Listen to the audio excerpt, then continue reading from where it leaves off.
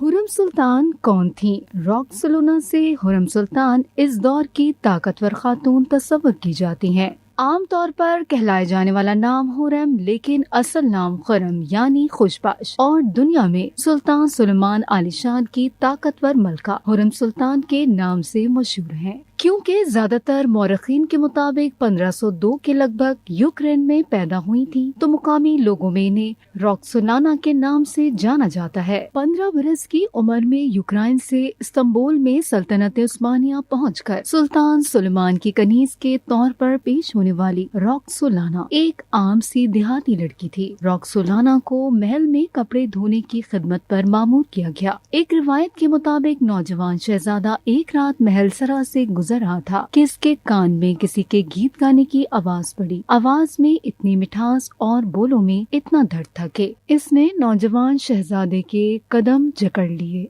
इस पहली मुलाकात का शहजादे पर इतना असर हुआ कि इसने रॉक्सोलाना के कांधे पर अपना रुमाल रख दिया। अब रॉक्सोलाना को हुरम सुल्तान का नाम मिला, जो कि वालिदा सुल्तान और मलिका माहिदौरा यानी सुलेमान के सबसे बड़े बेटे की मां के बाद तीसरे नंबर पर आ गई। सुल्तान सुलेमान ने अपनी पसंदीदा कनीज हुरम सुल्तान से शादी करके न सिर्फ अपनी अवाम बल्कि इस्तांबुल में तैनात अहम आलमी सफारतकारों को एक बार फिर हैरान कर दिया। इनके सुल्तान से एक बेटी और 4 बेटे हुए। सुल्तान के दिल में हुरम सुल्तान का क्या मुकाम था, कुछ अशार इसकी तर्जुमानी करते हैं। मैं तुम्हारे दरवाजे पर एक खुशामदी हूँ, मैं हमेशा तुम्हारे कसीदे पढ़ता रहता हूँ। मैं दुखी दिल का चाहने वाला, आंसुओं से भरी आंखों का मुहिब्बे हूँ।